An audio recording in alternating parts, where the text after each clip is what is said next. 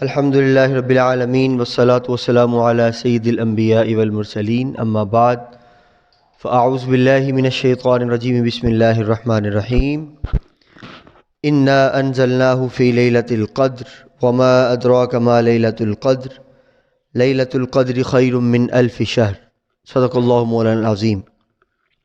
آج 20واں روزہ ہے اور آج سے طاق راتوں کا جو ہے آغاز ہوگا۔ اسی طرح جو لوگ اعتکاف بیٹھنا چاہیں گے وہ اعتکاف بھی بیٹھیں گے، اللہ تعالیٰ توفیق دے، بڑی اچھی بات ہے۔ ایک دو باتیں اعتکاف کے حوالے سے، روزے کے حوالے سے، اور پھر ہم جو طاق راتیں ہیں لیلۃ القدر ہے، یہ اس کے بارے میں یاد رکھ لیں کہ یہ 27ویں کے ساتھ خاص نہیں ہے۔ ہمارے ہاں عام طور پہ ہم 27ویں کی رات کو ہی عام طور پہ لیلۃ القدر کے حوالے سے محافل کا آغاز کرتے ہیں اور اہتمام کرتے ہیں۔ میرے آقا علیہ الصلوۃ والسلام فرماتے ہیں کہ لیلۃ القدر کو رمضان کے آخری عشرے کی طاق راتوں میں، یعنی 21ویں رات، 21ویں روزے کی رات، پھر 23ویں روزے کی رات، پھر 25ویں روزے کی رات، پھر 27ویں روزے کی رات، پھر جو ہے 29ویں روزے کی رات، یہ 5 راتیں بنتی ہیں جن میں ہمارے آقا علیہ الصلوۃ والسلام نے فرمایا ہے کہ اس میں لیلۃ القدر کو تلاش کیا کرو۔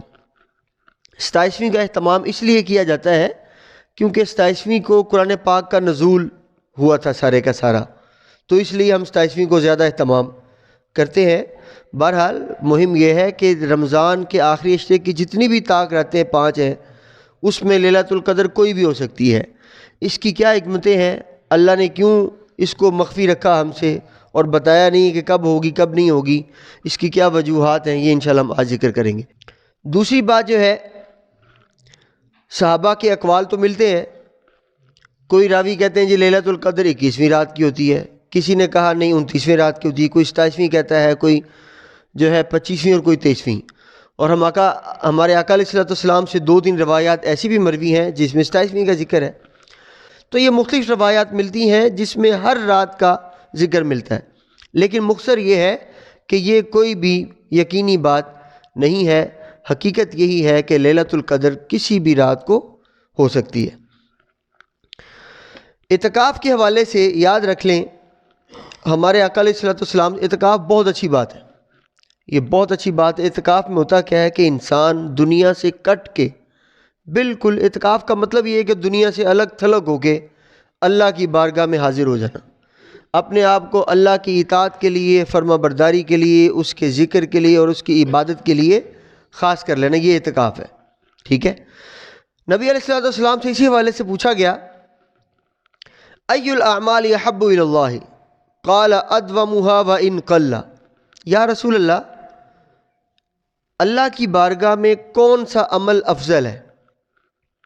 یہ مطلقاً بھی علماء حدیث سنایا کرتے ہیں، اکثر ہم سنتے بھی ہیں، نمازوں کو لے کر، خاص طور پہ رمضان المبارک ہے، روزوں کو لے کر۔ تو سرکار دو عالم صلی اللہ علیہ وسلم فرماتے ہیں کہ یاد رکھ لیں، سب سے افضل عمل وہ ہے جو دائمی ہو، ہمیشہ کے لیے ہو۔ مثلا ایک شخص اگر ایک رات کو 100 نوافل پڑھ لیتا ہے اور اس کے بعد پورا سال نوافل پڑھتا ہی نہیں ہے، ایک شخص ایک رات میں 100 نوافل اس نے پڑھ ڈالے اور اس کے بعد پورا سال اس نے نوافل پڑھے ہی نہیں، اور دوسری طرف ایک شخص وہ ہے جو روزانہ 2 نفل پڑھتا ہے اور بس ختم کر دیتا بات۔ اب چونکہ اس کا عمل یہ کیا ہے، دائمی ہے، ہمیشہ کے لیے ہے، تو رسول اللہ صلی اللہ علیہ وسلم فرماتے ہیں کہ جو عمل دائمی ہوتا ہے اللہ کی بارگاہ میں وہی عمل افضل ہے۔ اس حدیث کو ذکر کرنے کا مقصد یہ ہے، پہلی بات تو رمضان ہے، رمضان شریف میں مسجدیں بھری ہوئی ہیں نا، عام طور پہ ہمیں کبھی اس طرح نظر نہیں آتی، آپ سب کو پتہ نہیں آتی نظر، نہ فجر میں، نہ ظہر میں، نہ عصر میں، نہ مغرب میں، نہ عشاء میں۔ رمضان المبارک میں لوگ کافی حد تک، چلیں سارے گناہ تو نہیں چھوڑتے ہیں، پھر بھی رمضان کا ایک حیا ہوتا ہے، ایک احترام ہوتا ہے، جھوٹ بولنا چھوڑ دیتے ہیں، لڑائی جھگڑا کرنا چھوڑ دیتے ہیں، اور کافی حد تک خدا خوفی آ جاتی ہے۔ تو کیا خدا خوفی ایک مہینہ ہی ہے بس؟ نہیں، ایسا نہیں ہے۔ افضل الاعمال ادومها، ٹھیک ہے۔ آج کل علماء وہ لوگ جو صرف رمضان میں مسجدوں میں آتے ہیں، وہ لوگ جو صرف رمضان میں اللہ کی عبادت کرتے ہیں، قرآن پڑھتے ہیں اور باقی سارا سال ان کو چھوڑ دیا کرتے ہیں، بڑی ایک عام اصطلاح ہمارے علماء کی ایک فیملی میں یا ہمارے علماء کے ہاں مشہور ہے. جس طرح فصلی بٹیرے ہوتے ہیں تو علماء ایسے لوگوں کو فصلی نمازی یا فصلی پرہیزگار بھی کہتے ہیں. تو فصلی پرہیزگار نہ بنے. یہ رمضان کا مقصد ہی یہ ہے کہ آپ کو تھوڑی تربیت مل جائے کہ پورا سال آپ نے رہنا کیسے ہے. تو اسی طرح جو اعتکاف ہے 10 دن کا ہے، اس کا مقصد یہ ہوتا ہے کہ جو 10 دن آپ نے پریکٹس کی ہے کہ کس طرح دنیاوی اغراض سے، مفادات سے ہٹ کر اپنے آپ کو اللہ کے لیے خالص کر لینا ہے. پورا سال بھی ایسے ہی رکھو، رزق بھی کماؤ، دنیا داری بھی کرو، رشتہ داری بھی کرو، سارے کام کرو، لیکن ہر چیز کو اللہ تعالیٰ کے حکم کے تحت رہتے ہوئے کرو. ٹھیک ہے، تب اس کا فائدہ ہے. تو اعتکاف جب بیٹھنا ہو تو دل میں یہ نیت کر کے بیٹھیں کہ یا اللہ اس اعتکاف کی برکت سے مجھے ساری زندگی کے لیے اپنے لیے مخلص بنا دے اور اپنے اعمال کو اپنے لیے کرنے کی توفیق عطا فرما. لیلۃ القدر کی طرف آتے ہیں. سب سے پہلا سوال تو یہ ہے کہ آخر کیا وجہ ہے کہ اللہ تعالیٰ نے لیلۃ القدر کو 1000 مہینوں کی عبادت سے بھی زیادہ برابر نہیں کہا، خیرم بہتر ہے اس سے. ٹھیک ہے، اس کی وجہ کیا ہے، کیوں فضیلت دی گئی؟ پہلی تو حدیث سرکار دو عالم صلی اللہ علیہ وسلم سے مروی ہے کہ بنی اسرائیل میں ایک شخص تھا، 1000 مہینے تک رات کو عبادت کیا کرتا تھا اور دن کو جہاد کیا کرتا تھا. یعنی اس وقت بنی اسرائیل کی جو زندگیاں ہوتی تھی 1000 سال، مطلب قرآن پاک نے سیدنا نوح علیہ السلام کی زندگی تو بتائی ہے نا، 950 سال، 1000 سال سے بھی زیادہ تھی. ٹھیک ہے، تو اس دور میں جو بنی اسرائیل کی امتیں ہوتی تھیں ان کی عمر بہت زیادہ ہوتی تھی، 1000 سے بھی زیادہ ہوتی تھی، تو لوگ کیا کرتے تھے عبادت. اسی طرح بابا فرید الدین گنج شکر رحمۃ اللہ علیہ ایک شخص کا قصہ روایت کرتے ہیں جس نے 1000 سال عبادت کی، بعد میں ضائع ہو گئی. تو وہ شخص تھا 1000 سال، 1000 مہینے اس کا کیسے گزرا؟ دن کو جہاد کرتا تھا اور رات کو اللہ کی عبادت کیا کرتا تھا. جب سرکار دو عالم صلی اللہ علیہ وسلم نے امتیں ساری دیکھی نا، اپنی امت کو دیکھا تو آپ پریشان ہو گئے کہ یار بنی اسرائیل والے 1000 مہینے عبادت کرتے ہیں، میری امت تو پتہ نہیں کوئی 50 سال جیے گا، کوئی 60 سال جیے گا، بڑی ہوگی، کوئی 70 سال چلا جائے گا، 80 سال چلا جائے گا، تو میری امت تو پیچھے رہ جائے گی. تو میرے رب نے جب دیکھا نا کہ میرے نبی کا دل تھوڑا پریشان ہے تو آپ نے خوشخبری سنائی. میرے رب نے ہمارے آقا علیہ السلام کو یہ خوشخبری سنائی کہ آپ پریشان نہ ہو، ہم نے آپ کی امت کو ایک ایسی رات دی ہے کہ اگر آپ کی امت زندگی میں صرف ایک مرتبہ، ہر سال نہیں، ہر سال تو بڑی خوش نصیبی کی بات ہے نا، جو لوگ ہر سال طاق راتوں کو قیام کرتے ہیں، رات کو عبادت کرتے ہیں، اللہ کا ذکر کرتے ہیں، جو ان سے ہو سکتا ہے وہ کرتے ہیں. ہر طاق رات کی بات ہو رہی ہے، لیکن ہر طاق رات کی بات نہیں کی رب نے کہ اے محبوب جو زندگی میں ایک مرتبہ بھی لیلۃ القدر کو پا لے گا اور اس رات کو عبادت کر لے گا تو کیا ہوگا میرے محبوب، اس کو میں، وہ جو بنی اسرائیل تھا نا، وہ 1000 مہینوں عبادت کرنے والا، 1000 سال عبادت کرنے والا، میں اس سے بھی زیادہ ثواب دوں گا. آگے آپ فرماتے ہیں جب قیامت کا دن آئے گا نا، وہ جو 1000 سال عبادت کرنے والا تھا وہ کھڑا ہو جائے گا، یا اللہ یہ تو زیادتی ہے، میں نے 1000 سال عبادت کی، میرا ثواب تھوڑا ہے، اور امت محمدی کے کسی شخص نے ایک رات کو عبادت کی، اس کا ثواب زیادہ ہے، یا اللہ یہ تو ناانصافی ہو گئی.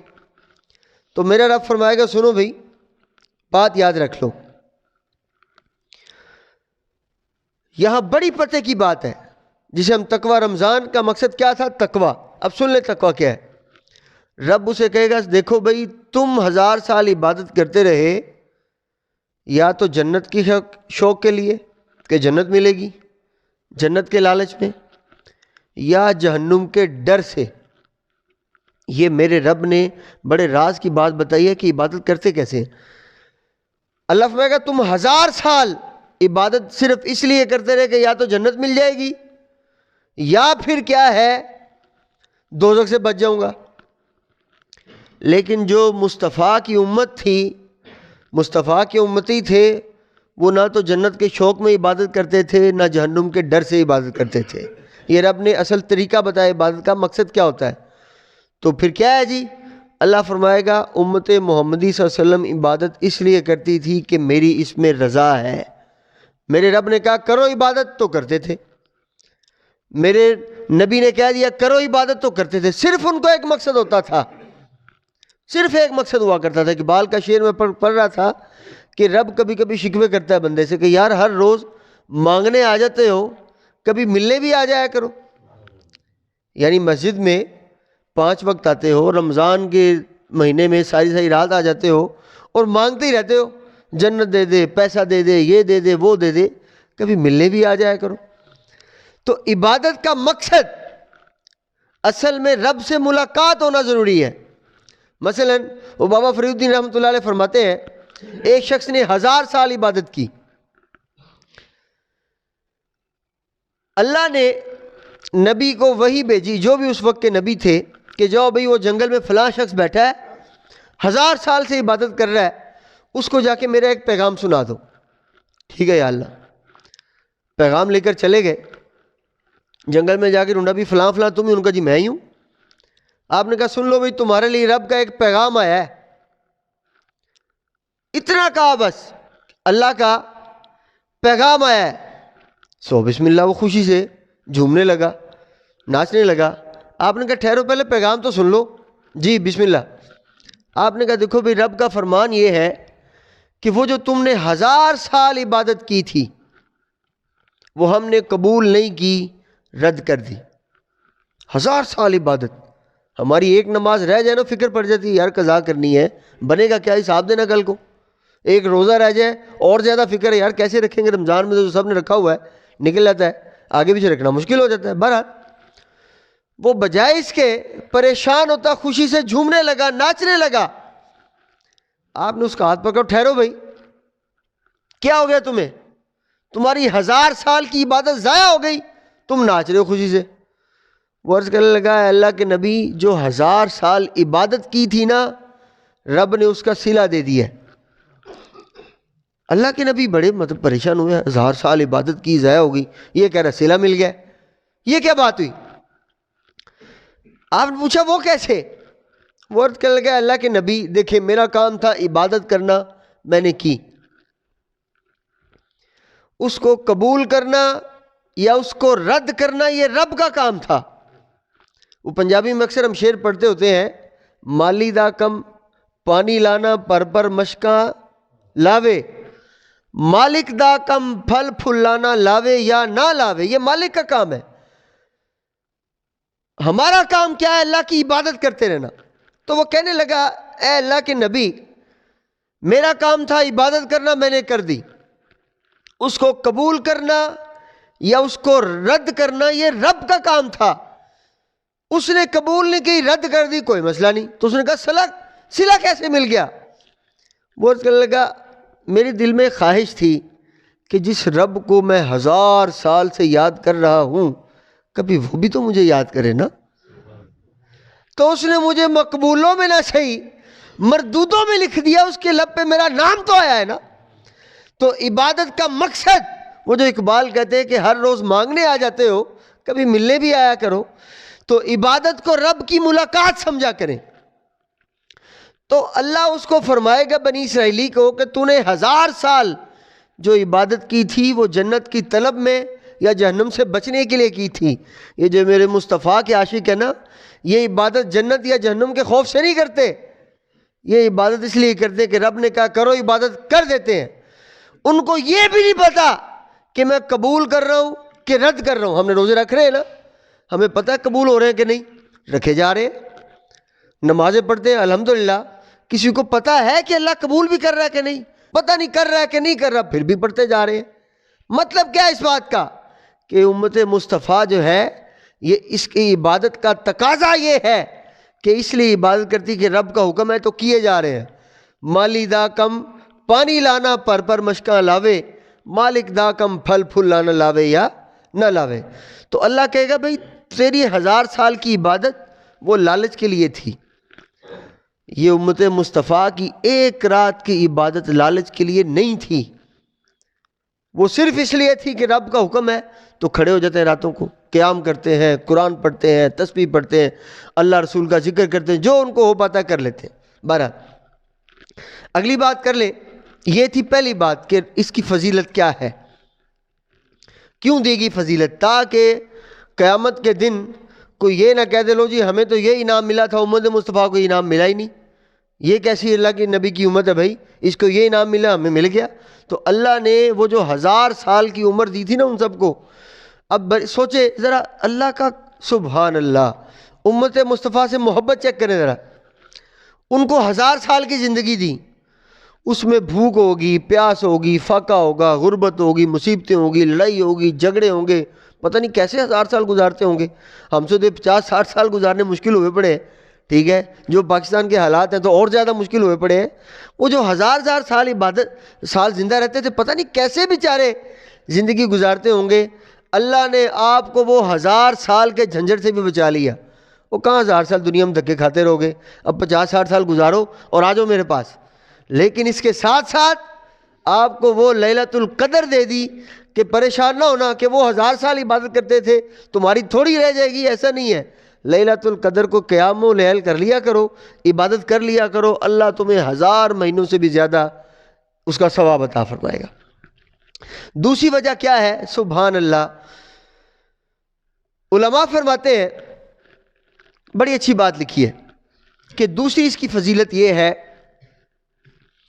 کہ اس رات کے اندر سورۃ القدر اگر ہم پڑھیں نا تو 3 مرتبہ انا انزلناہ فی لیلۃ القدر، پہلی مرتبہ قدر کا ذکر آیا، وما ادراک ما لیلۃ القدر، دوسری مرتبہ قدر کا ذکر آ گیا، اور تیسری مرتبہ کہاں ہے، لیلۃ القدر خیر من الف شہر، تیسری مرتبہ قدر کا ذکر ہے۔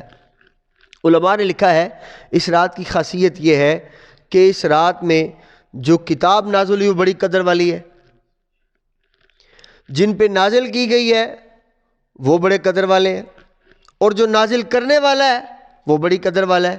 اور دوسری روایت جو سرکار سے مروی وہ یہ ہے کہ پہلی وجہ یہ ہے کہ اس میں بڑی قدر والی کتاب نازل کی گئی، قرآن، اور دوسری وجہ یہ ہے کہ اس کو جو لانے والے ہیں جبریل علیہ السلام وہ بڑی قدر و منزلت والے ہیں، اور تیسری وجہ سرکار دو عالم صلی اللہ علیہ وسلم فرماتے ہیں کہ اللہ تعالیٰ جو نازل کرنے والا ہے وہ سب سے بڑی قدر والا تو وہ خود ہے، لہذا اس رات کو قدر کا نام دیا گیا۔ بہرحال یہ تو سرکار سے روایت ہو گئی۔ اب یہاں مزے کی بات بتاؤں، سبحان اللہ، وہ بچے، وہ والدین جن کو پتہ ہے کہ جو اپنے بچوں کو مدرسے میں بھیج دیتے ہیں، لو بچے قرآن پاک حفظ کر لو بھائی، بچہ 3 سال لے جاتا ہے، 4 سال لے جاتا ہے، حالانکہ یہی 3-4 سال اسکول میں لگائے ہوتے، بچہ تھوڑا زیادہ پڑھ گیا ہوتا، اس کا میتھ اچھا ہو گیا تھا، انگلش اچھی ہوگی، سائنس اچھی آ گئی ہوتی، لیکن سب کے باوجود وہ کیا کرتے ہیں، بچوں کو قرآن کی تعلیم کے لیے مدرسے میں بھیج دیتے ہیں۔ کس کے لیے؟ قرآن پاک حفظ کرنے کے لیے، قرآن پاک حفظ کرنے کے لیے۔ اب سوچیں، سوچنے کی بات بتا رہا ہوں، اور مبارکباد دیتا ہوں ان لوگوں کو جو اپنے بچوں کو قرآن حفظ کرواتے ہیں، قرآن کی تعلیم دلواتے ہیں۔ ایک نہ صرف حفظ کرواتے ہیں، بعد میں بچے کو قرآن کی تعلیم کے لیے درس نظامی کرواتے ہیں تاکہ وہ قرآن کی تفسیر کو سمجھ جائے، احادیث کو سمجھ جائے۔ یہ بڑی سمجھنے والی بات ہے اور تسلی بخش بات ہے ان لوگوں کے لیے جو اپنے بچوں کو دین کے لیے وقف کر دیتے ہیں۔ لیلۃ القدر کی کیا وجہ ہے کہ اتنی قدر و منزلت والی ہے کہ اس رات میں کیا اترا ہے؟ قرآن۔ اس رات میں قرآن اترتا ہے تو اللہ تعالیٰ اس رات کی جو قدر و منزلت ہے 1000 مہینوں کی عبادت سے بھی بہتر کر دیتا ہے۔ تو سوچیں وہ بچے جو اسی قرآن کو اپنے سینے میں اتار لیتے ہیں، کیا مقام ہوتا ہے ان کا، اور وہ ماں باپ جو اپنے بچوں کو اس قرآن کو سینے میں اتارنے کے لیے خاص کر دیتے ہیں، ان ماں باپ کا کیا مقام ہوتا ہے اللہ کی بارگاہ میں۔ دنیا کی بات نہیں کر رہا، دنیا میں تو اسلامیت پڑھنے والے کا مستقبل ہی کوئی نہیں، ہمارے پاکستان میں تو بالکل نہیں ہے۔ جو اسلامیت پڑھ جاتے ہیں تو درس نظامی پڑھ جاتے ہیں، بیچارے بعد روزگار کے لیے کوئی اور تلاش کرتے رہتے ہیں، نہیں تو یا امام لگیں گے یا خطیب لگیں گے، اور وہ شخص جس کے گھر میں کوئی نہیں سنتا وہ امام کو آ کے سنا دیتا ہے، لوگوں کی باتیں سنیں گے۔ تو اس کے باوجود پاکستان کے اندر جو بیچارے، جو علماء، جو ماں باپ، کتنے خوش نصیب ہیں وہ ماں باپ، اور کتنے خوش نصیب ہیں وہ بچے جو اس قرآن کو اپنے سینے میں اتار لیتے ہیں، تو یہاں قدر کیا کریں ان لوگوں کی جو قرآن کو اپنے سینے میں اٹھائے بیٹھے ہیں، اور ان ماں باپ کو مبارک بھی دیا کریں، داد بھی دیا کریں جنہوں نے اپنے بچوں کو قرآن کے لیے وقف کر دیا۔ لو بھائی، اس قرآن کی برکت یہ ہے کہ اگر ایک رات میں نازل ہو جائے تو اس رات کی قدر ہزارہا مہینوں کی قدر سے زیادہ ہو جاتی ہے۔ تو سبحان اللہ، اس شخص کی قدر کا اندازہ لگائیں کہ جس کے سینے میں یہ قرآن اترا ہوا ہے۔ بہرحال تھوڑا آگے چلیں۔ اب سوال یہ ہے کہ اللہ تعالیٰ نے اس رات کو مخفی رکھا ہے، پتہ نہیں 21ویں کو ہونی ہے، پتہ نہیں 23ویں کو ہونی ہے، پتہ نہیں 25ویں کو، 27ویں کو، یا 29ویں کو ہونی ہے، اس کی کیا وجہ ہے؟ سوال تو یہ ہے۔ امام راضی فرماتے ہیں کہ اللہ تعالیٰ نے صرف لیلۃ القدر کو مخفی نہیں رکھا، یہ کوئی ایک چیز نہیں جس کو اللہ نے مخفی رکھا ہو۔ اگر کسی کو نیند آ رہی ہے، تھکا ہے کام کا، آپ جا سکتے ہیں، یہاں شوق سے بیٹھیں، اس نے بیٹھنا ہے، کسی کی کوئی یہ واجب نہیں ہے۔ یہ نفلی عبادت جو ہم کر رہے ہیں، یہ نفلی عبادت ہے، اور نفل کبھی بھی واجب نہیں ہوا کرتا۔ ہم نے کبھی کسی کو نہیں کہا یہاں تشریف رکھا کریں، شوق سے بیٹھا کریں۔ امام راضی فرماتے ہیں کہ اللہ تعالیٰ نے لیلۃ القدر کو صرف مخفی نہیں رکھا، اس کو مخفی رکھنے کی وجہ کیا ہے؟ تاکہ انسان جو ہے اس کو پانے کے لیے زیادہ جدوجہد کرے۔ جب زیادہ جدوجہد کرے گا تو اس کا ثواب اور زیادہ بڑھتا جائے گا، اور بڑھتا جائے گا۔ اور دوسری وجہ یہ فرماتے ہیں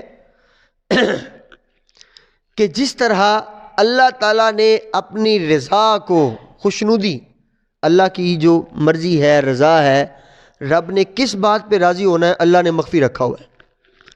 آپ کبھی نہیں سنیں گے کہ بھئی صرف یہ کام کر لو رب راضی ہو جائے گا، صرف یہ کام کر لو رب راضی ہو جائے گا، کبھی نہیں سنیں گے، نہ کسی حدیث کے اندر نہ قرآن کے اندر۔ ترغیبات ہیں، یہ حدیث کرو، اس کے یہ فائدے، یہ عمل کر لو، اس کے یہ فائدے ہیں، اس کا اتنا ثواب، اس کا اتنا ثواب، لیلۃ القدر کا 1000 مہینوں کا ثواب، یہ سارا کچھ ٹھیک ہے، لیکن اللہ نے کبھی بھی یہ مختص نہیں کیا کہ یہ عمل کر لو گے تو سمجھو میں راضی ہو گیا ہوں، گارنٹی نہیں دی کسی بات کی۔ تو امام راضی فرماتے ہیں کہ اللہ تعالیٰ نے جس طرح تمام عبادات میں سے کسی ایک عبادت کو بھی مختص نہیں کیا کہ اس بات میں میری رضا ہے، رضا تو ہر بات میں ہے، ہر اچھے عمل میں رب کی رضا ہے، جو بھی نیک کام کریں گے رب کی رضا کا سبب تو ہے، لیکن اللہ نے خاص نہیں کیا کہ ہاں یہ کام کرو گے تو میں راضی ہو جاؤں گا۔ اور اسی طرح اچھا، اس کی وجہ کیا ہے؟ تاکہ انسان ہر نیک عمل کرتا رہے۔ رسول اللہ صلی اللہ علیہ وسلم فرماتے ہیں کہ کبھی بھی چھوٹی سی نیکی کو چھوٹی سمجھ کر نہ چھوڑا کرو کہ چھوٹی سی ہے، کیا کرنی ہے اس کی، چھوٹا سا عمل ہے، کیا کر کے کرنا ہم نے، آپ کو نہیں پتا رب نے کس بات پہ راضی ہو جانا ہے۔ اور کبھی بھی چھوٹے گناہ کو چھوٹا سمجھ کے مت کیا کرو، ہو سکتا ہے رب اسی میں پکڑ لے آپ کو، یہ میرے رب کا، میرے آقا کا فرمان ہے، ٹھیک ہے۔ اسی طرح جب ہم کھانا کھاتے ہیں نا، کھانا، سرکار دو عالم صلی اللہ علیہ وسلم، سبحان اللہ، کیسی تربیت کی ہے، آپ فرماتے ہیں کھانے کا ایک دانہ بھی نہ چھوڑا کرو۔ وَأَنْتَ لَا تَدْرِي فِي أَيِّ جُزْءٍ مِّنَ الطَّعَامِ بَرَكَةٌ، اللہ نے اس کو بھی مخفی رکھا ہے، یعنی یہ میرے رب کی حکمتیں ہیں۔ کھانے کے کس دانے میں برکت رکھی ہے یہ آپ کو نہیں بتایا۔ کیوں نہیں بتایا؟ تاکہ آپ کھانا ضائع نہ کرو۔ میرے آقا فرماتے ہیں تمہیں نہیں پتا اللہ نے کس دانے میں برکت رکھی ہوئی ہے، ایک دانہ بھی ضائع نہ کیا کرو۔ اسی طرح عبادات، نیک اعمال، اللہ نے کسی نیک عمل کے بارے میں یہ نہیں کہا کہ اس عمل سے راضی ہوں گا میں، باقیوں سے نہیں ہوں گا۔ کیوں؟ تاکہ انسان ہر نیک عمل کرتا رہے۔ اسی طرح اللہ تعالیٰ نے یہ بھی نہیں بتایا کہ میں کس گناہ پہ ناراض ہو جاؤں گا، اللہ نے سب کا بتا دیا بھی جو بھی گناہ کرو گے میں ناراض ہوں گا، تاکہ انسان ہر گناہ سے بچے، ٹھیک ہے۔ اسی طرح آپ فرماتے ہیں کہ اللہ تعالیٰ نے اپنے اولیاء کو بھی مخفی رکھا ہوا ہے۔ اللہ تعالیٰ نے جو اس کے نیک بندے ہیں، جو اللہ کے ولی ہوتے ہیں، یہ دیکھیں نشانی ہے کہ وہ مخفی ہوتے ہیں، وہ کبھی اپنا اظہار نہیں کرتے ہیں، وہ کبھی اپنا اعلان نہیں کرتے، کبھی ان کے اشتہارات کہ یہ اللہ کے ولی ہیں جی، یہ پیر صاحب ہیں جی۔ ولی کی سب سے بڑی نشانی کہ وہ مخفی ہوتا ہے۔ نبی پہ لازم ہوتا ہے وہ اعلان کرے، لیکن ولی پہ لازم ہوتا ہے کہ میں آپ کو مخفی رکھے، کبھی اعلان نہ کرے۔ کیوں؟ اس کی وجہ یہ ہے تاکہ ہم لوگ ہر انسان کی عزت کریں. یار یہ اللہ کا ولی نہ ہو کہیں پہ, پتہ نہیں یہ اللہ کا ولی نہ ہو, وہ اللہ کا ولی نہ ہو. ہمیں کیا پتہ. ہماری مصیبت پتہ کیا ہے, ہم ظاہری لباس میں پھنس گئے, ظاہری گیٹ اپ میں محدود رہ گئے ہیں. جی دیکھیں نا اس کا لباس ولی ہے, ایسا لہذا یہ ولی ہے. اس نے ٹوپی پیروں والے پہنی, یہ پیر ہوگا بھائی. دیکھو نا اس کے کام پیروں والے, یہ پیر ہوگا. اس کا اٹھنا بیٹھنا پیروں والا ہے, یہ پیر ہوگا. یہ گدی نشین ہے لہذا یہ پیر ہوگا. یہ مسجد سنبھالی, یہ دربار میں بیٹھتا نہیں. یہ کوئی پیر ہونے کی دلیل نہیں ہے, یہ کوئی ولی ہونے کی نشانی نہیں ہے. اس نے امامہ بڑا پہنا ہوا ہے, دیکھو نا ہر وقت سر پہ ٹوپی لیتا ہے, یہ ولی ہوگا نہیں, کوئی دلیل نہیں. آپ کو کیا پتہ اللہ کے ولی کیسے کیسے روپ میں پھر رہے ہوتے ہیں. کوئی کسی کو تو امام راضی فرماتے ہیں اللہ نے اولیاء کو بھی مخفی اس لیے رکھا ہوا ہے تاکہ انسان سب کو عزت دے. یار یہ کہیں اللہ کا ولی نہ ہو, ہمیں کیا پتہ, ہمیں کیا پتہ اللہ کا ولی کون ہے. ٹھیک ہے, تو یہ بظاہر جو حلیہ ہوتا ہے یہ کوئی ولی ہونے کی علامت نہیں ہے. اسی طرح آپ فرماتے ہیں کہ اللہ تعالیٰ نے جو توبہ کی قبولیت ہے یہ مخفی رکھی ہے.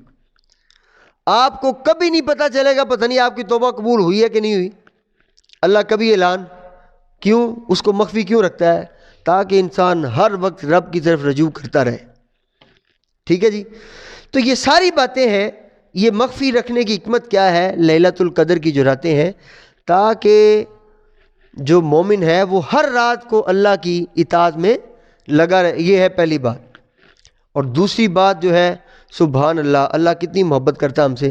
امام راضی فرماتے ہیں کہ دیکھیں اگر لیلۃ القدر اللہ خاص کر دیتا نا, جس 27ویں کو ہی ہونی ہے بس, یا 23ویں کو ہی ہونی ہے, یا 29ویں کو ہی ہونی ہے, تو اس رات عبادت کا درجہ تو تھا, 1000 مہینوں کی بات سے بھی بہتر تھا.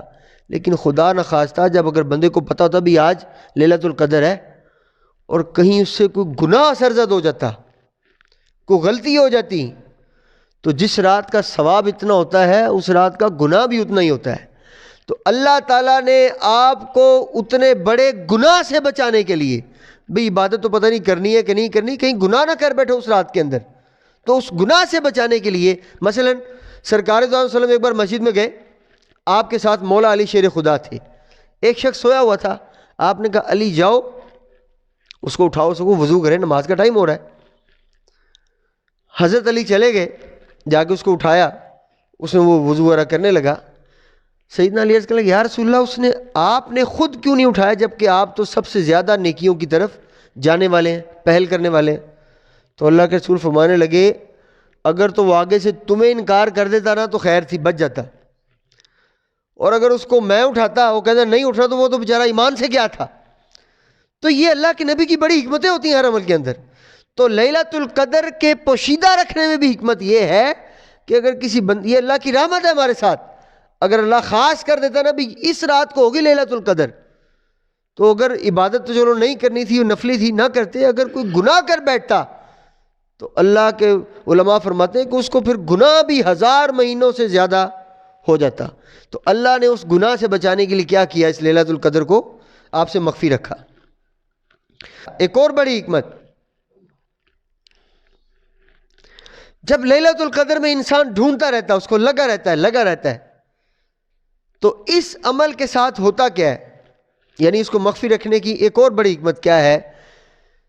امام راضی فرماتے ہیں کہ اللہ تعالیٰ ہر طاق رات کو, یعنی جس رات کے اندر مومن ساری رات عبادت کے لیے لگا رہتا ہے, اللہ تعالیٰ فرشتوں کو حاضر کر لیتے, ادھر آؤ بھائی. اللہ کہتا ہے کہاں ہیں وہ فرشتے جب میں نے کہا تھا انی جاعل فی الارض خلیفہ, قالوا وتجعل فیہا من یفسد فیہا ویسفک الدماء ونحن نسبح بحمدک ونقدس لک. اللہ فرماتا ہے کہاں ہیں وہ فرشتے جو کہتے تھے یا اللہ تو اس انسان کو خلیفہ بنائے گا, یہ فساد کرے گا, دھندے کرے گا, قتل و غارت کرے گا, ادھر آؤ ذرا. وہ دیکھو اسے نہیں پتا کہ آج لیلۃ القدر ہے کہ نہیں ہے, اسے یقین کوئی نہیں, مگر وہ پھر بھی دیکھو میری اطاعت کے لیے, فرما برداری کے لیے, اسے پتہ نہیں ہے کہ لیلۃ القدر ہے کہ نہیں ہے, وہ پھر بھی بیٹھا ہوا ہے, ساری رات بیٹھا ہے. اور صرف آج نہیں, اس نے پوری 5 کی 5 رات صرف اس لیے بیٹھنا ہے کہ یار آج لیلۃ القدر نہ ہو, شاید آج لیلۃ القدر نہ ہو, شاید آج نہ اللہ کا حکم آ جائے تو میں اس کی عبادت کر لوں. ٹھیک ہے, تو اللہ تعالیٰ اپنے ان بندوں کو دیکھ کر فرشتوں کے اوپر فخر کرتا ہے. تم یہ دعوے کرتے تھے, لو یہ دیکھو تم غلط کہا کرتے تھے. پھر اللہ فرماتا ہے انی اعلم ما لا تعلمون, میں نے تم سے کہا نہیں تھا کہ میں اپنے بندوں کی وہ باتیں جانتا ہوں جو تم نہیں جانتے ہو. تو اللہ تعالیٰ بندوں کے قیام اللیل کی برکت کو دیکھ کر اور اس وجہ سے فرشتوں پہ فخر کیا کرتا ہے کہ یہ ہے میرے بندے, یہ ہے میرے مومن. تو لیلۃ القدر کی سب سے بڑی برکت یہ ہے, اس کی خاصیت یہ ہے کہ اللہ تعالیٰ ہماری وجہ سے فرشتوں کو پہ فخر کر رہا ہوتا ہے, یا یوں کہہ لے کہ ہماری عبادت کو لے کر اللہ فخر کیا کرتا ہے, یہ دیکھو میرے بندے میری عبادت کے لیے آ گئے. ایک اور بڑی بات, بس آخری بات, باتیں بڑی تفصیل سے ہیں لیکن یہ ہے کہ کسی کے خلوص کو آزمانا بھی یہ دین کی حکمتوں کے خلاف ہے. اگر آپ خلوص سے بیٹھے ہیں تو پھر آپ کا خیال رکھنا بھی تو ضروری ہے نا. اچھا چلیں, لیلۃ القدر اللہ فرماتا ہے تنزل الملائکۃ والروح فیہا باذن ربہم من کل امر سلام ہی حتی مطلع الفجر. لیلۃ القدر میں عبادت کرنے والوں کی کیا شان ہے. قدر کا ایک مطلب تو ہم نے بتایا نا, قدر و منزل کو بھی کہتے ہیں. ایک قدر کا مطلب ہوتا ہے تنگی. قرآن پاک نے اس کو ذکر کیا ہے, ان اللہ یبسط الرزق لمن یشاء ویقدر. یقدر وہاں بھی لفظ آیا ہے کہ جس کا چاہتا ہے رزق کو کھلا کشادہ کر دیتا ہے اور جس کا رزق چاہتا ہے تنگ کر دیتا ہے. تو قدر کا مطلب ہے کہ یہ بھی ہے. امام راضی فرماتے ہیں لیلۃ القدر کو اتنے فرشتے زمین پہ آتے ہیں, اتنے فرشتے زمین پہ آتے ہیں کہ زمین تنگ پڑ جاتی ہے. زمین کیا ہوتی ہے, تنگ پڑ جاتی ہے. اتنے زیادہ فرشتے زمین پہ. نہ تنزل, ایک ہوتا ہے نزل ینزل آ جانا, تنزل ہوتا ہے شوق سے آنا, لگن سے آنا, کھنچے ہوئے چلے آنا, دوڑتے ہوئے چلے آ جانا. تنزل الملائکۃ والروح, کہ اس رات کو فرشتے جبریل علیہ السلام دوڑے چلے آتے ہیں, دوڑے چلے آتے ہیں باذن ربہم. یہاں بڑی پیاری بات لکھی ہے, یعنی وہ اتنے زیادہ مشتاق ہوتے ہیں کس بات پہ, اگر اللہ نے آگے فرمایا سلام, لیلۃ القدر کی رات کو عبادت کرنے والوں پر سلام بھیجنے کے لیے. حالانکہ سلام تو آسمانوں سے بھیج سکتے ہیں نا, ہم سرکار پہ درود و سلام پڑھتے ہیں تو یہاں پڑھنے الصلاۃ والسلام علیک یا رسول اللہ, بیٹھے تو یہاں پہ ہوئے, خوش نصیب وہ چلو جو مدینہ میں جا کے پڑھتے ہیں, چلو جو نہیں جا سکتے یہاں سے پڑھ دیتے ہیں. تو سلام تو کہیں سے بھی بھیجا جا سکتا ہے. تو فرشتے چاہتے تو آسمانوں سے سلام بھیج سکتے تھے ان لوگوں پر جو لیلۃ القدر کی رات کو عبادت کرتے ہیں, لیکن یہ سلام ادھر سے ہو سکتا تھا, لیکن یہ پروٹوکول ہے کن کا, ان لوگوں کا جو رات کو کھڑے ہو کر اللہ کی عبادت کرتے ہیں. تو اللہ فرماتا ہے کہ لیلۃ القدر کی رات کو فرشتے امت محمدی پر سلام بھیجنے کے لیے اتنے بےتاب ہوتے ہیں, اتنے بےتاب ہوتے ہیں, بے قرار ہوتے ہیں. اچھا رب کی اجازت کے بغیر تو آ نہیں سکتے, ان کو تانگ لگی ہوتی ہے, کھڑے ہوتے ہیں یا اللہ باذن ربہم, تو اجازت دے تو ہم جلدی سے جا کے سلام نہ پڑھیں ان پہ. کن پہ؟ حالانکہ اللہ فرماتا ہے ان اللہ وملائکتہ یصلون علی النبی, ہر وقت فرشتے تو درود و سلام پڑھتے رہتے ہیں اللہ کے رسول پر. سبحان اللہ. اب یہاں اندازہ لگائیں ان لوگوں کی قدر و منزلت کا جو لیلۃ القدر کو عبادت کرتے ہیں. تو اللہ یعنی اس دن فرشتے سرکار پہ درود و سلام پڑھتے ہیں, لیکن خاص طور پر زمین پہ آتے ہیں ان لوگوں پر سلام بھیجنے کے لیے جو اللہ تعالیٰ کی عبادت کرتے ہیں لیلۃ القدر کی رات کو. تو یہ کچھ قدر و منزلت ہے لیلۃ القدر کی رات کی. تو کوشش کریں, 5 راتیں ہیں, آج کی 21ویں ہے, 23ویں ہے, 25ویں, 27ویں, 29ویں, 5 راتیں, اور یہ پتہ نہیں کب نصیب ہونی ہے, اگلے سال ہونی ہے نہیں ہونی ہے. کتنے افراد تھے ہمارے اہل محلہ ہمارے گاؤں کے جو پچھلی بار تھے اب نہیں ہیں, بڑی, اور وہ بوڑھے بھی نہیں تھے, کئی ایسے جوان جو بیچارے چلے گئے, ہمارے کئی ایسے جوان بچے چلے گئے. تو یہ کوئی گارنٹی نہیں ہے کہ ہم نے 60-70 سال کا ہو کے فوت ہونا ہے, کیا پتہ. تو کوشش کریں رمضان کی یہ جو طاق راتیں ہیں, اگر اجازت دے, اگر آپ کے حالات رزق حلال فرض ہے, یاد رکھ لیں رزق حلال فرض ہے. اگر آپ کے حالات اجازت دیں, رات کا قیام آپ کے دن کے رزق حلال میں خلل نہ ڈالتا ہو اور آپ کے رزق حلال میں کوئی کمی نہ آتی ہو وہ بھی تو ضروری ہے نا، ماں بہن بچوں کا جو رزق ہے، ذمہ داری ہے، وہ سب سے پہلے۔ تو کوشش کریں کہ طاق راتوں میں، ویسے تو ہر رات کو ہی رمضان کی بابرکت ہے، لیکن طاق راتوں میں چونکہ لیلۃ القدر آنی ہے، یہ وہ رات ہے جس میں فرشتوں نے ہم پر سلام بھیجنے کے لیے زمین پہ آنا ہے، اور اتنے فرشتوں نے آ جانا ہے کہ جگہ تنگ پڑ جانی ہے۔ تو اللہ تعالی ہمیں عمل کی توفیق عطا فرمائے۔ سارے دوست ایک بار فاتحہ شریف پڑھ کے، 3 بار کل شریف پڑھ کے میرے مل کر دیں تاکہ سال ثواب کیا جا سکے۔ بسم اللہ الرحمن الرحیم، الحمد للہ رب العالمین الرحمن الرحیم مالک یوم الدین، ایاک نعبد و ایاک نستعین صراط الذین انعمت علیہم غیر المغضوب علیہم ولا الضالین۔ قل هو اللہ احد اللہ الصمد لم یلد ولم یولد ولم یکن له کفوا احد۔ قل هو اللہ احد، قل هو اللہ احد اللہ الصمد۔ بسم اللہ الرحمن الرحیم، الحمد للہ رب العالمین والصلاة والسلام علی سید الانبیاء والمرسلین۔ یا رسول اللہ انظر حالنا، یا حبیب اللہ اسمع قالنا، اننی فی بحر غم مغرق خذ یدی سہل لنا اشکالنا۔ یا رب العالمین، اس فاتح شریف کا ثواب، کل شریف کا ثواب، اس محفل پاک کا ثواب، لیلۃ القدر کا ذکر کیا اس کا ثواب، پیارے آقا کی احادیث پڑھی اس کا ثواب، اس ماہ مبارک کا ثواب، اس روزے آج کے دن کا ثواب تیری بارگاہ میں پیش کرتے ہیں، قبول و منظور فرما۔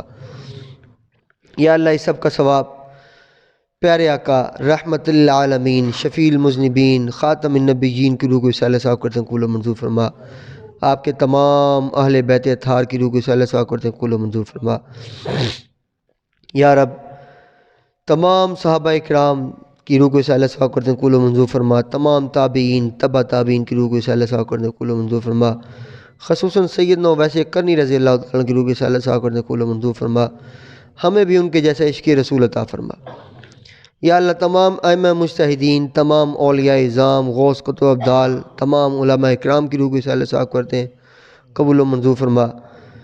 یا اللہ، جتنی بھی تیری امت اس دنیا سے جا چکی ہے، تیری بارگاہ سے آ چکی ہے، تیرے نبی کی امت، یا اللہ اس کی روح کو صلی اللہ صاحب کرتے ہیں، قبول و منظور فرما۔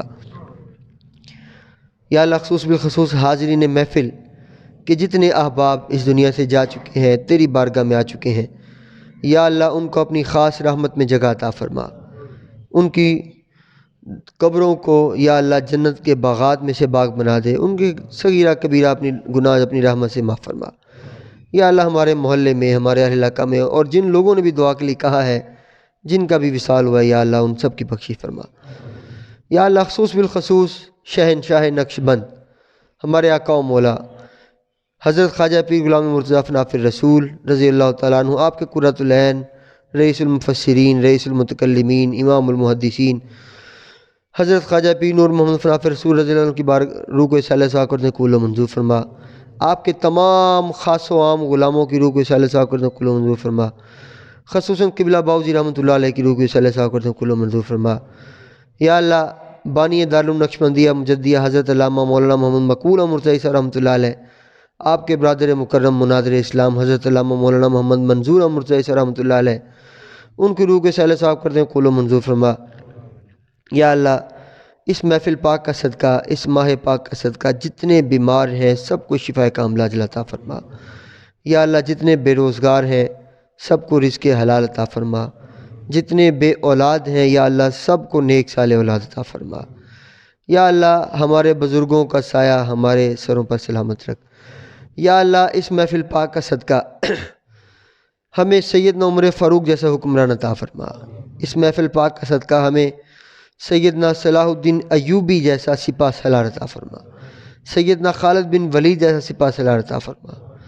ربنا فاغفر لنا ذنوبنا وکفر عنا سیئاتنا وتوفنا مع الابرار، ربنا وآتنا ما وعدتنا على رسلك ولا تخزنا يوم القيامة انك لا تخلف الميعاد، رب اغفر وارحم وانت خیر الراحمین، وصلی اللہ علی حبیبہ محمد وعلی آلہ وصحبہ اجمعین۔